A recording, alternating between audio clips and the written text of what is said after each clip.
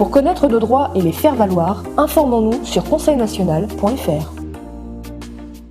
L'entendez-vous? C'est assourdissant. Le son du silence médiatique qui veut en dire long, évidemment. À croire qu'il ne se passe rien en France ni à l'étranger d'ailleurs. Allez, dans l'espoir que vous ayez passé un excellent week-end, soyez les bienvenus dans La France Libre, une émission du Conseil national de transition français, canal historique, avec ce soir Bruno, Philippe, Jean-Pierre et Iota qui nous fait l'honneur de sa présence. Iota, bonsoir. Tu nous as fait également le plaisir de nous faire lire, découvrir un livre, La démocratie assassinée des Fialtis. Voilà, merci. Dont tu es la traductrice en français, il faut le préciser, et qui est hyper intéressant pour ce qu'on veut faire. Voilà. Alors bonjour à tous. Ça démarre. C'est parti, la France Libre, bonjour à tous. Alors j'ai un petit brin d'actualité à vous délivrer. Donc c'est un docteur français, pour une fois on n'est pas aux États-Unis, c'est en France, le docteur Loridan. Dont je n'avais pas entendu parler jusqu'à ce jour et qui est en bisbille avec le Conseil de l'ordre français, puisque à l'époque fatidique, en 2023, il s'est fait expulser tout simplement à cause de ses paroles. Dans ses paroles, il disait qu'on marchait sur la tête, que c'était pas du tout comme ça qu'il fallait faire, que les mesures étaient inappropriées pour lutter contre le Covid-19. Donc il a fait la totale, il a traversé la vitre. Et donc, ils l'ont carrément pas radié, mais il est empêché depuis 2023. Et donc, il va retourner au combat sous la forme de procès, probablement. Hein, c'était pas marqué dans l'article, mais il disait qu'il irait jusqu'au comment ça s'appelle jusqu'à la cour juridique européenne. Quoi, voilà. Donc c'est ça qui est intéressant et il revient et il devient une sorte de tête de liste des résistants, des médecins généralistes en l'occurrence, hein, les résistants et on en a de plus en plus qui reviennent en disant moi j'ai résisté, voilà, et aujourd'hui on s'aperçoit qu'on avait raison. Donc ce sont des gens qui ont des valeurs et ce sont des gens qui aiment bien rétablir la vérité, qui aimeraient bien rétablir et leurs droits à exercer, quoi. Donc voilà, donc ça on est en plein dans la récupération des affaires médicales. Voilà ce que je voulais dire, qui va dans le bon sens de ce que nous espérons, c'est-à-dire la vérité et les soins des gens, les vrais soins des gens. Voilà. Alors, Philippe, tu viens de parler de résistance. Donc moi, je vais citer une nouvelle que tout le monde est en train de voir actuellement, c'est que les bourses s'effondrent. Et tout ça, c'est voulu. C'est le début de la première phase du programme Nezara-Gezara, qui fait que l'argent dette va disparaître. Et ça a été voulu par Donald Trump. Ah, génial, on aura d'autres occasions, je pense, de faire des émissions sur les visions économiques de Monsieur Trump. Rien n'est évident, il y a des pistes un peu diverses. On est toujours sur on va dire, sur le vidage de l'affaire du 11 septembre 2001, qui n'est pas résolu et qui est attaché à des problèmes d'argent, mais du gros argent entre les États-Unis et la Chine. C'est pas moi qui sors ce dossier-là, c'est des gens comme Benjamin Fulford notamment, pour ceux qui le connaissent, et qui sont des investigateurs absolument remarquables et qui savent relier les points entre eux. Donc ça, c'est pour la partie économique. Maintenant, là, ce dont on voudrait parler rapidement, et pas rapidement d'ailleurs, avec le temps qu'il faut, ce soir, c'est, je laisse Sylvain le soin de nous ouvrir. Quel plaisir et quel honneur. Merci Philippe. Alors ce soir, vous l'avez deviné, si Iota est présente, c'est que nous allons forcément nous inspirer de la démocratie. Et en l'occurrence, nous allons parler du volontariat nécessaire pour une nouvelle démocratie. Alors, on va laisser bien sûr la parole à Iota, mais on va surtout l'interroger comme une source, justement. Et vous pouvez remarquer que derrière elle, il y a une immense bibliothèque et qu'en fait, tout est concentré dans le livre qu'elle nous a montré il y a quelques minutes. Voilà. Iota, notre base de données. Notre base de données, exactement. Notre référence primordiale. Donc voilà. Là-dedans, les amis. Eh oui. Donc vous pouvez trouver le lien juste en dessous de l'émission si jamais vous voulez faire l'acquisition. Je vais le refaire avec tous les mots dans l'ordre. Si vous voulez faire l'acquisition du livre, vous trouverez le lien sous l'émission. Merci Iota. Oui, c'est un livre un petit peu particulier, hein, les amis, justement parce que on a tout le côté pratique de la démocratie. On a plein d'exemples de la justice, des assemblées du peuple et tout ça. Je suis très fière de ça, évidemment, parce que je pense être le seul livre en ce moment qui parle de ces sujets-là. Et donc voilà, Philippe, Bruno, Sylvain, Jean-Pierre, merci beaucoup. C'est un honneur et un plaisir de te recevoir. Alors peut-être une première question, est-ce que si on part du principe que le volontariat pour une nouvelle démocratie, ça veut dire qu'il y a eu d'anciennes démocraties, donc on se positionne par rapport à quel type de démocratie? Je te laisse répondre à cette question ou... C'est-à-dire, Philippe, le mot démocratie, le mot en lui-même, a pris naissance en même temps que la démocratie d'Éphialtis, c'est-à-dire en moins 462. C'est donc les oligarques qui ont appelé ce système démocratie. Pourquoi? Parce que démos kratos, les citoyens qui allaient à leur mairie volontairement participer à leur vie politique étaient appelés des citoyens, donc de la mairie et du Kratos qui est l'État.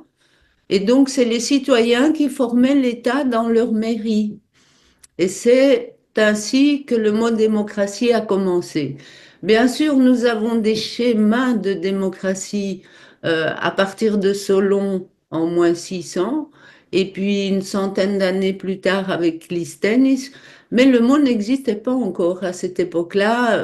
On avait la participation des citoyens à l'organe de la justice donc, pour nous faire comprendre aujourd'hui que si on veut un jour arriver à appliquer une démocratie véritable, c'est par l'organe de la justice que nous devons commencer.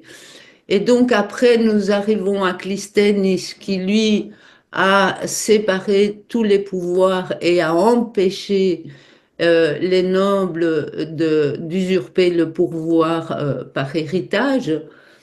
Et donc là aussi, on a une deuxième partie, une deuxième période où on peut parler de démocratie, ou en tout cas de chemin vers une démocratie. Mais la véritable démocratie, comme je vous ai déjà dit souvent, c'est les trois organes. Et les trois organes sont le législatif, l'exécutif et le judiciaire. Et ce sont ces trois pouvoirs que Ephialtis a rassemblés et a délivrés au peuple en moins 462 avant Jésus-Christ. C'était dans le cadre de ce qu'on pourrait appeler aujourd'hui un coup d'État tout de même, puisque les oligarques n'étaient pas présents, beaucoup étaient offshore, c'est-à-dire à distance d'Athènes. Et donc, il y a eu un concours de circonstances qui a fait que Ephialtis, qui enseignait la démocratie depuis déjà 20 ans au peuple d'Athènes, eh bien, s'est cru dans la capacité, et il a eu raison, d'imposer cette démocratie maintenant et tout de suite à cette occasion-là. Donc, il y a eu... Ce n'était pas un coup d'État, Philippe.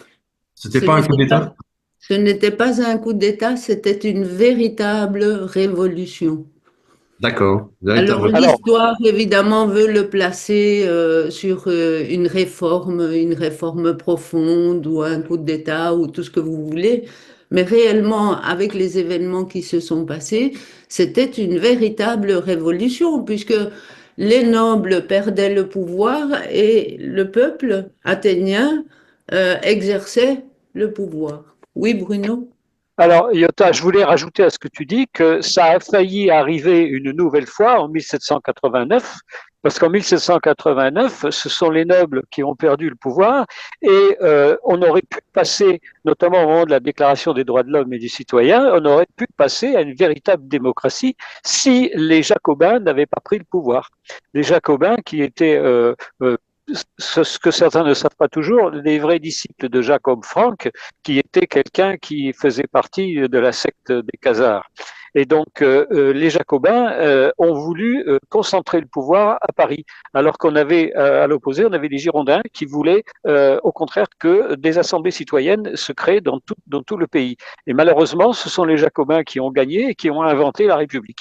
Et on en est arrivé au problème qu'on a aujourd'hui. Alors Bruno, pour te resituer un petit peu, donc on a, après la démocratie athénienne, après qu'elle soit mise en fonction, on a donc le système de Platon, qui est une vraie république au départ, et cette république, elle a pris naissance aux alentours de 1600 dans un petit État italien qui s'appelle San Marino, San Marin. Et donc là, ils ont appliqué la Première République. Et donc, je pense qu'en 1789, ils étaient plus renseignés sur cette fausse démocratie. Donc, ils étaient plus renseignés sur cette République que sur la véritable démocratie que je présente moi. Donc, forcément, 1789 a dérivé directement vers une République. C'était Oui. la connaissance politique et c'était ça qui présentait comme démocratie. Et d'ailleurs, on fait toujours l'amalgame aujourd'hui Eh oui, des deux systèmes. oui, totalement. Oui, oui, effectivement, le monde latin, en quelque sorte, italien en tout cas, a servi de modèle à la Révolution française bien plus que le modèle grec, évidemment, hein. Ça, c'est vrai. Ben, la République n'a été appliquée en France, en Grèce, que après 1789, justement. Donc la Grèce, à ce moment-là, a recopié le système que les Français ont adopté. Et aujourd'hui, donc, nous sommes aussi en Grèce, dans une république. Sauf que Absolument. le mot république n'existe pas en grec, hein, je vous le signale. Alors, qu'est-ce qui Bah, fait que... une des Oui. grandes différences, excuse-moi Philippe, une grande différence qu'il y a entre la démocratie et la République, c'est que dans la démocratie, on a des citoyens qui sont volontaires et tirés au sort. Donc c'est là que Iota va pouvoir nous expliquer tout ça. Tandis qu'en république, on a les élections.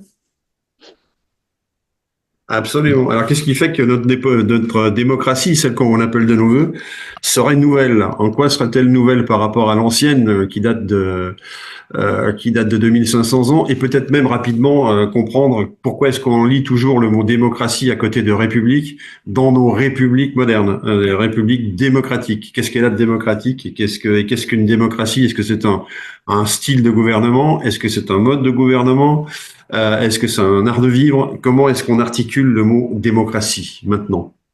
Alors, la démocratie avec la République sont deux systèmes totalement opposés. Donc, si on prend le bouquin, en démocratie, c'est le pouvoir des citoyens. Ça veut dire que les citoyens exercent le pouvoir. Ils n'ont absolument pas le droit de se faire représenter, donc de déléguer leurs droits. Ce qui est totalement opposé à la République, évidemment, puisqu'en République, nous élisons des personnes et donc nous entretenons le système aristocratique, hein, donc les meilleurs au pouvoir et le petit nombre, tandis qu'en démocratie, nous avons le grand nombre et, et le pouvoir exercé par tous les citoyens ensemble. Je ne sais pas On si peut je suis dire aussi, claire. on peut, on, on peut dire aussi, Iota, que c'est une philosophie qui se suffit à elle-même parce que en démocratie, c'est le citoyen qui est mis à l'honneur, qui est mis en valeur par rapport à ses capacités. De même que ça se passait de la manière suivante aussi à l'époque gauloise, à l'époque celte en France, parce que les Celtes mettaient en valeur les citoyens. D'où d'ailleurs, d'où d'ailleurs la naissance de la bande dessinée d'Astérix, où on a des citoyens libres qui se défendent contre une oligarchie. Exactement, mais évidemment, ce que l'oligarchie s'applique à faire depuis la fin de la démocratie, donc en 322 avant Jésus-Christ, où on a l'avènement de Philippe de Macédoine et ensuite d'Alexandre le Grand, le fondamental de ce système-là, Bruno, c'était que le pouvoir était vraiment exécuté par les citoyens à l'aide de votes et de tirage au sort, évidemment. Mais le pouvoir, et ça, l'oligarchie, elle ne veut pas qu'on le sache, elle ne veut pas qu'on connaisse. Donc, ils ont créé une espèce de confusion confusion laquelle on doit à Platon, évidemment, puisque c'est le premier qui sortait et qui disait, moi j'ai aussi un système démocratique, sauf que ce système démocratique sera que les dirigeants seront de l'aristocratie, ils feront une éducation politique et donc, on prendra les meilleurs pour nous gouverner. Là, ça rentre un peu en confrontation avec la démocratie, qui, elle, ne laisse personne au pouvoir. Nous sommes tous de passage. Nous faisons tous un mandat d'1 an. Et donc, le système est totalement opposé au système de la République. Je vous ai aussi dit que la République, eh bien, c'est une arme de l'oligarchie. Il faudrait que les gens commencent à comprendre c'est quoi l'oligarchie et quelles sont les armes. Et donc, la République, les partis politiques, l'élection des personnes, qui est totalement opposée. En démocratie, on n'élit jamais des personnes, on vote des lois. Donc, ça voudrait dire que on est directement en présence des propositions et pas en présence de personnes qui vont gérer ces propositions. Voilà, Bruno, en gros, pour qu'on puisse faire un petit dialogue. Alors, dans le temps qui nous est imparti, oui, On Bruno, tu veux pourrait, répondre? oui, juste une chose. On pourrait aussi considérer que la démocratie, la vraie démocratie, c'est une sorte d'anarchie organisée, comme je dis souvent, c'est-à-dire que il n'y a pas de Dieu, il n'y a pas de maître. Ce sont les individus qui participent à la gestion commune en donnant directement leur opinion sans être obligés de passer par des représentants. Attention, Bruno, parce que le mot anarchie, si on fait la définition, puisque c'est un mot d'origine grecque, anarchie veut dire une personne qui n'a personne au-dessus de lui pour le gouverner. Ça veut dire qu'il n'a pas de gouvernement. Les premiers anarchiques, c'était les cyniques, évidemment, qui, eux, disaient abandonner tous ces systèmes politiques et suivez la voie de la spiritualité, abandonnez vos biens matériels et tout ça. Donc, eux, c'était vraiment des vrais anarchiques, puisqu'ils refusaient toute forme de pouvoir au-dessus d'eux. Et donc, utiliser le mot anarchie, la démocratie, c'est pas vraiment une anarchie, puisque chaque personne se gouverne elle-même. Elle a donc Oui, un État au-dessus. on peut dire que c'est un système C'est qui est lui-même qui veut dire organisé par le peuple. voilà. Donc on ne peut pas parler d'anarchie puisque le peuple remplace, si vous voulez, l'oligarchie et la noblesse qui gouverne, mais il est quand même dans un État, même s'il se gouverne lui-même. Tandis que anarchique, c'est pas de pouvoir du tout au-dessus de personne. Ça laisse rêveur. Ça laisse C'est ça. rêveur. Dis-moi, bois tes paroles. Alors, dans le temps qui nous est imparti, alors il faut savoir on se livre de un petit exercice, et on le fera de plus en plus souvent dorénavant, de compter notre temps de parole les uns et les autres. Alors quand Yota est là, on l'écoute avec grand bonheur, mais et à un moment donné, il va falloir se répartir le temps de parole de la même façon que sur la PNICA, c'est-à-dire sur l'Assemblée du peuple, qui avait réellement lieu à Athènes, dans la Grèce antique. Et donc, chacun avait droit à un temps de minutes, 3 minutes, 4 minutes, ça dépendait, mais c'était mesuré au sablier et après, c'était éjection à coup d'épaule. Donc, on n'en est pas encore là, mais on va essayer de se discipliner dans ce sens-là, les uns et les autres. C'est la raison pour laquelle je me tourne vers Jean-Pierre pour lui demander est-ce que tu veux utiliser ton crédit de parole? Alors, ça va demander un certain esprit de synthèse. Merci, Philippe. Alors, je veux juste rajouter une chose, c'est que on le fait d'une manière totalement libre, volontaire et indépendante, et on n'a aucune ARCOM qui va venir nous casser les pieds. Merci de cette précision. Oui, c'est une précision très importante. Tout est basé sur du volontariat en démocratie. Personne n'est obligé d'aller s'inscrire sur certaines listes ou d'autres listes. C'est volontairement. Donc, le titre de l'émission aujourd'hui est bien choisi, car on va pointer le fait que il n'y a aucune obligation dans l'Athènes de l'époque de participer à la vie politique. Ça, c'est bien, ça. Alors, Pas d'obligation, pas de chef. On va laisser la parole à Jean-Pierre. Ah, Jean-Pierre, ouais. Jean-Pierre, oui.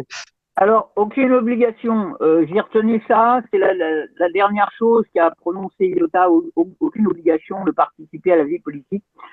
Ça veut dire que toutes les gens qui y participent sont volontaires et qu'ils ont certainement une bonne raison profonde, non seulement individuelle, mais aussi spirituelle, pour participer à la vie politique du bien commun, si j'ai bien compris. Jean-Pierre, Est-ce que- on enlève le je et on le remplace par le nous.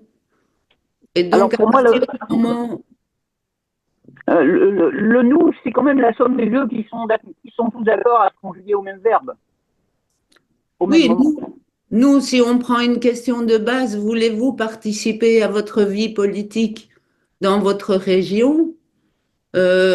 Si on dit oui, forcément, on enlève le je, on remplace par le nous, on fait une communauté cercle de parole, comme tu dis, c'est à peu près la même chose, sauf que c'est moins cool, évidemment, puisque c'est des sujets politiques. Mais voilà, c'est ça, oui, Jean-Pierre. D'accord. Oui, j'entends bien que t'as dit on enlève, mais en fait, c'est la somme des jeux qui devient un nous grâce à la bonne volonté de chacun, si j'ai bien Voilà. compris. On n'enlève pas, hein, on remplace, si tu veux, le je. Je suis, moi j'ai mon représentant, moi j'ai mon parti politique. Eh bien, on enlève tout ça, on le remplace par le nous en disant nous tous ensemble, sans couleur, sans drapeau, nous nous organisons pour améliorer nos communs. Et d'ailleurs, Iota, chaque individu s'engage, à partir du moment où il est volontaire, à respecter les règles de la démocratie, c'est-à-dire à ne pas subir les influences de lobbies ou d'autres personnes, que ce soit des oligarques ou quoi que ce soit. Et c'est pour ça que leur durée d'intervention sera toujours limitée à un certain temps assez court. Les lobbies n'avaient pas lieu à cette époque-là, ils n'étaient pas possibles à cause des tirages au sort, Bruno.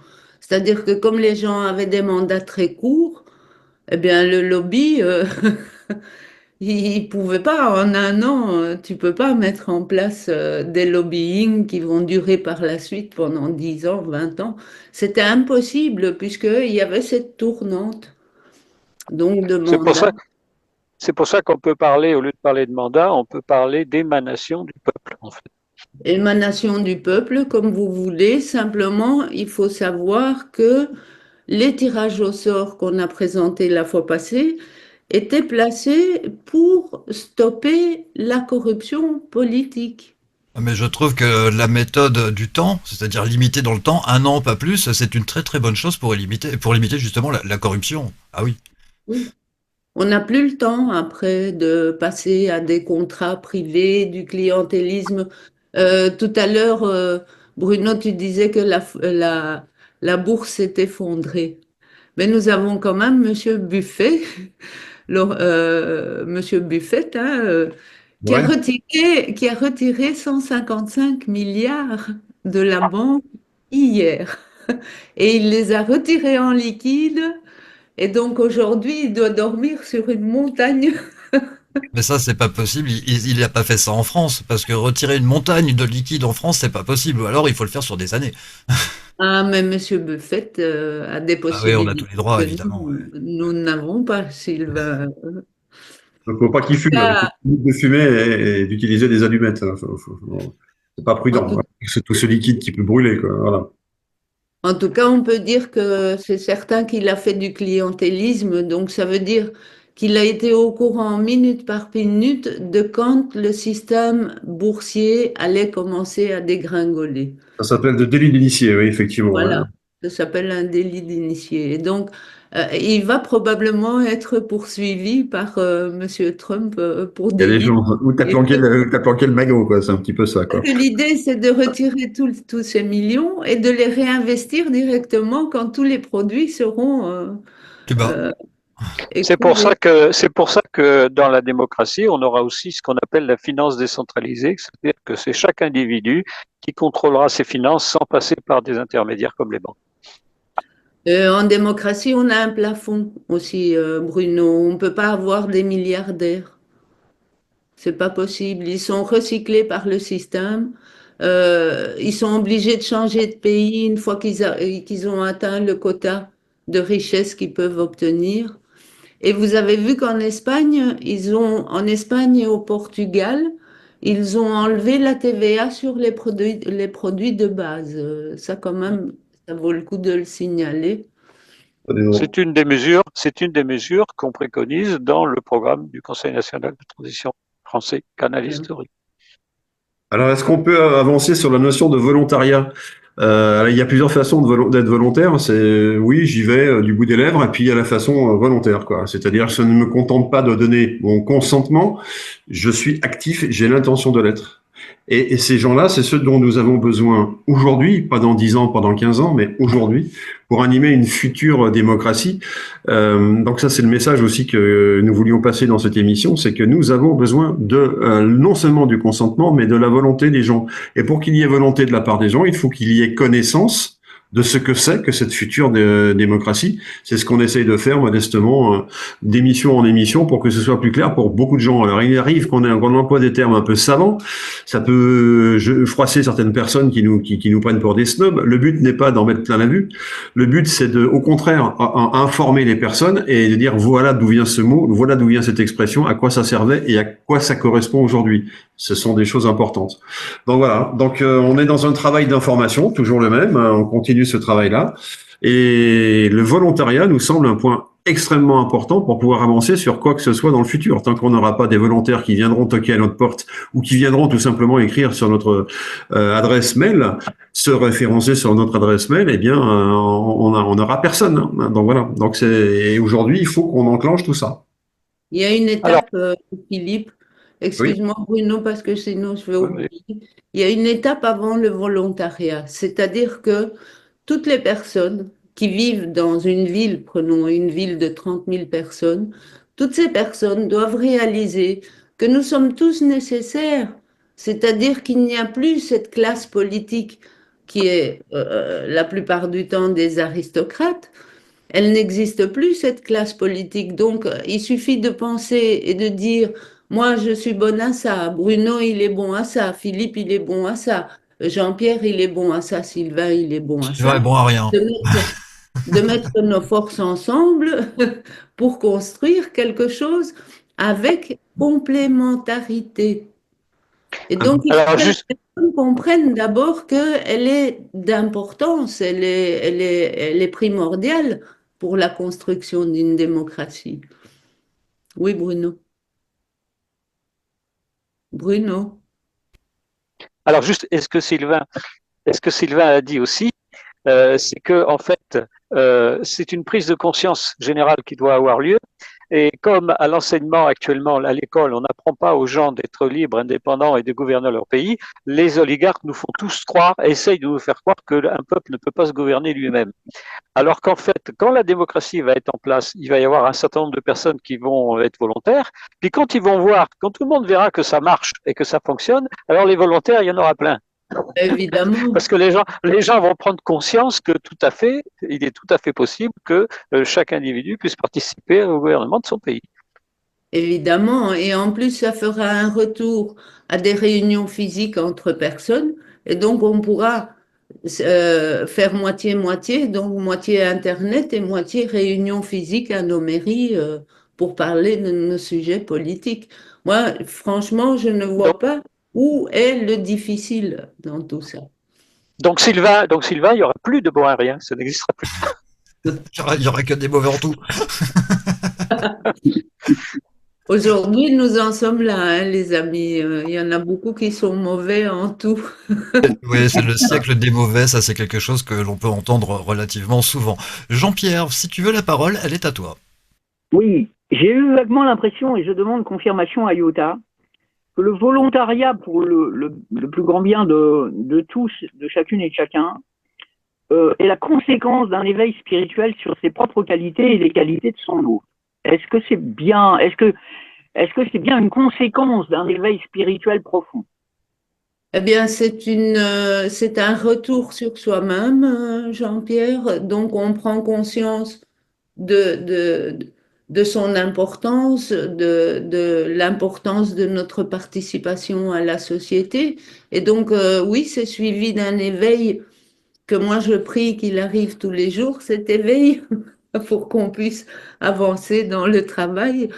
Mais effectivement, c'est la suite d'un éveil. C'est ce que je voulais dire tout à l'heure à Philippe.